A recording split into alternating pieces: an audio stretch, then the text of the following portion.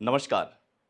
Doctor Kirori Lal Meena Hanuman Beniwal के उस गलियारे में पहुंच चुके हैं जिस गलियारे में कभी किरोड़ी लाल मीणा शुरू हुए थे, कभी उन्होंने अपना सफ़र है जो यूं कह सकते हैं कि एसआई भर्ती रद्द को लेकर के शुरू किया था। अब क्या हुई पूरी बात ये आपको बताते हैं और आपको दिखाते हैं कि एक्चुअल में इनके बीच में बातों का जो दौर है वो बातों का दौर कहाँ से शुरू हुआ और कहाँ जाके खत्म हुआ। डॉक्टर किरोलाल मीणा ये कह रहे हैं कि वो यहाँ से जा रहे थे, उन्हें ये आंदोलन देख कर के पीड़ा हुई। वो छात्रों से बिने बिना मिले जा रह नहीं सके। अब यहाँ पे 2 बातें समझने वाली बात है। आप पूरी बात समझिएगा कि अगर ये पूर्व प्लानिंग होती, प्री प्लान्ड अगर उनकी योजना होती, तो फिर डॉक्टर किरोड़ीलाल मीणा उस समय पहुँचते जब हनुमान बेनीवाल वहाँ मौजूद होते। लेकिन हनुमान बेनीवाल वहाँ मौजूद नहीं थे।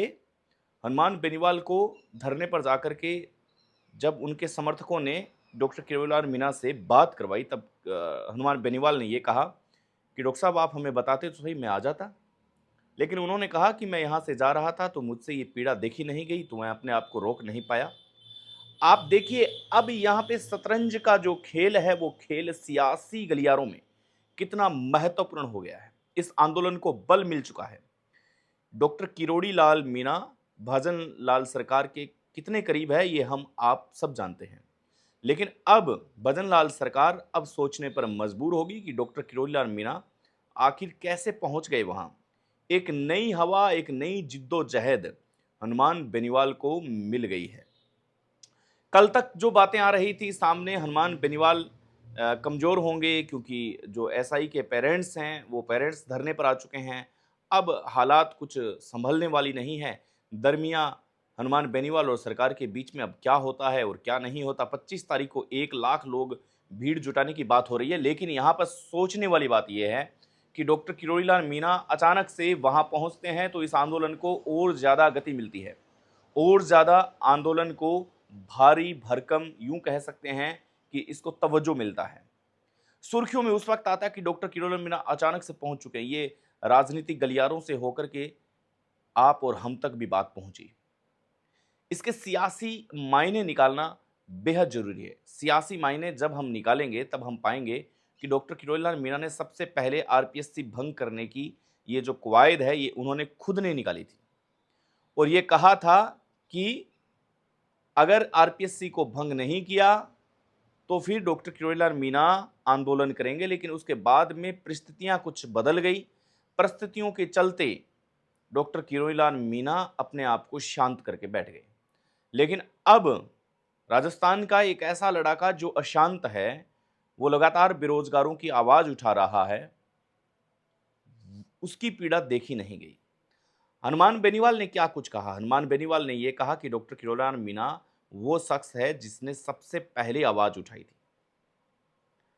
मैं बात भी करता हूं, बातचीत भी होती है। डॉक्टर किरोड़ीलाल मीणा यहां पहुंचे, ये हमारे लिए और मेरे कार्यकर्ताओं के लिए सौभाग्य की बात है। इसमें यह समझने वाली बात है कि दरअसल हम क्या देखने की कोशिश कर रहे हैं और हम क्या सीखने की कोशिश कर रहे हैं। हनुमान बेनीवाल ने तो सचिन पायलट तक को न्योता दे दिया है। सचिन पायलट तक को यह न्योता दे दिया है कि आप अगर आना चाहें तो हमारे आंदोलन का हिस्सा बन सकते हैं। आप भी तो आरपीएससी भंग करने की बात पहले कह चुके हैं, बशर्ते जो शहीद स्मारक पर जो ये टेंट लगा हुआ है वो टेंट हनुमान बेनीवाल का है, हनुमान बेनीवाल के लोग वहां पे बैठे हैं। लेकिन अगर आप आते हैं तो आपको उतना ही मान सम्मान मिलेगा। और आप वही शख्स हैं जिन्होंने आरपीएससी भंग करने की बात कही थी। डॉक्टर किरोड़ीलाल मीणा तो आ ही चुके हैं। लेकिन अगर सचिन पायलट अगर इस धरने में आते हैं तो फिर यूं कह सकते हैं कि राजस्थान प्रदेश एक अलग ही नया मंच देखने को मिलेगा राजस्थान प्रदेश को। और ये तय करेगा कि क्या होता है एसआई भर्ती को लेकर के। ये पिछले 25 दिनों से ये कवायद चलती आ रही है, 25 दिनों से ये चीजें चलती आ रही है कि ये भर्ती रद्द होती है या फिर नहीं होती। ऐसे में कल जयपुर के बगल में ही, शहीद स्मारक के बगल में, जो एसआई भर्ती में जो पास हुए हैं, ट्रेनी सब इंस्पेक्टर हैं, उनके माता पिता, कोई बुआ, कोई मामा, यानी कि उनके परिजन हैं जो धरना देने के लिए आ चुके हैं। वो लगातार कह रहे हैं कि धरना देंगे हम, हमारे बच्चों के साथ गलत हुआ है, वो डिप्रेशन का शिकार हुए हैं।